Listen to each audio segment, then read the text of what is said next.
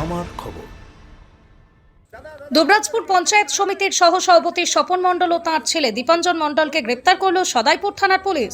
শুক্রবার তাদের সিউড়ি আদালতে তোলা হলে পুলিশের পক্ষ থেকে 7 দিনের রিমান্ড চাওয়া হয়।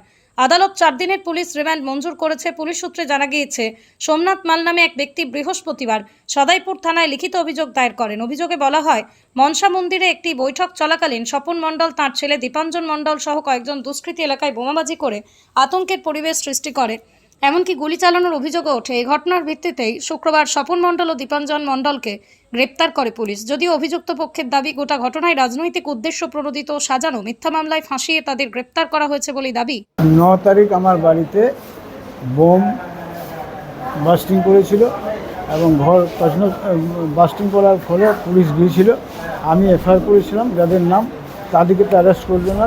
তারপরে ওরা চারিদিক থেকে আমাকে অশান্তি করছিল। কালকে ওরাই আবার কী করলো, বোম তারপরে ড্রিল মেরে ঘরটাকে দেখেনকা একদম ভেঙে তছনছ করে দিয়েছে, পুরোটাই ভেঙে দিয়েছে। আচ্ছা, ওরা বলতে কারা? ওরা বলতে সুমন মণ্ডল, তারপর অর্ঘর মণ্ডল, আর হচ্ছে আরেকজন কি নাম ওর, সুদীপ মণ্ডল। আচ্ছা, তারা কি কোনো দলের সাথে যুক্ত? তারা আগে সিপিএম করছিল কিছুদিন, এখন সবে মাত্র বিজেপিতে জয়েন করেছে। আচ্ছা, তাহলে আপনাকে কেন arrest করলো? আপনাকে মানে আমার আগে থেকে ওদের কেস ছিল।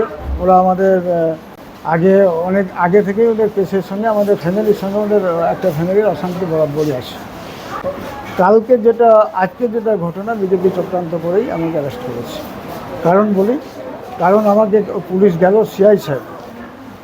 সিআই সাহেব বললো, তোমাদের নিরাপত্তার জন্য আমার 2 ছেলে, আমি, আমার স্ত্রী, তারপর ছোট শিশু 6 বছরের, তাকে, আমার বৌমা প্রেগনেন্ট আছে, তাকে নিয়ে চলে যাবে। নিরাপত্তার জন্য থানায় ডেকে আপনাকে গ্রেফতার করা হয়েছে, তাই তো? থানায় ডেকে ওদের তো কোনো পরিষেবা দিলই না। আমি বারবার বলছি প্রেগনেন্ট আছে, ও সুগার আছে, বাচ্চাটা কাঁদছে, এদিকে ছাড়ুন না, ছাড়ছে না কোনো মতো। বলছে না, এটা আমাদের উপর মহলের অর্ডার আছে।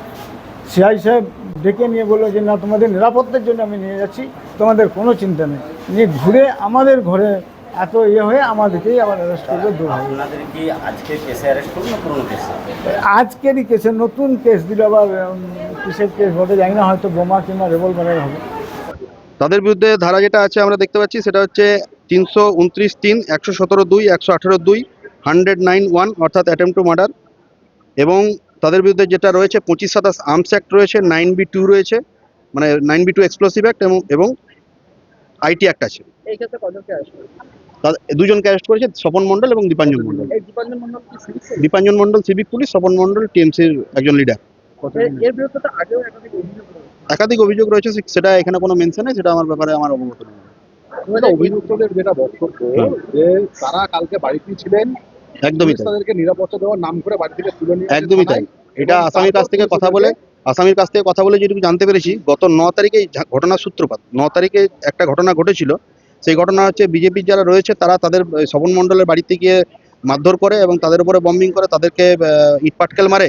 এবং সেই পরিপ্রেক্ষিতে স্বপন মণ্ডল একটি সদাইপুর থানাতে 9 তারিখে একটা লিখিত অভিযোগও দায়ের করেছিল, যার এফআইআর নাম্বার হচ্ছে 69/2026। এবং এই অভিযোগের পরিপ্রেক্ষিতে সদাইপুর থানাতে কেস স্টার্ট করে, এবং সেখানেও কিন্তু 109 রয়েছে এবং এক্সপ্লোসিভ অ্যাক্ট রয়েছে। এবং তাদেরকে পরিকল্পিতভাবে এই কেসের মোকদ্দমার সঙ্গে ফলস অ্যান্ড ফেব্রিকেটেড এফআইআর করে তাদেরকে এই ঘটনার সঙ্গে যুক্ত করা হয়েছে।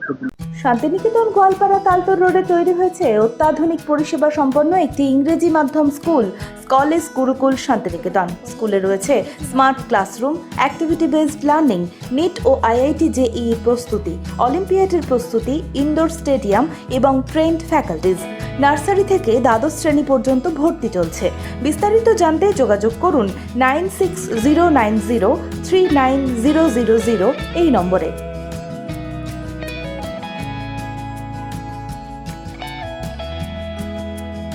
দেখতে চোখ রাখুন আমাদের ফেসবুক ও ইউটিউব চ্যানেলে।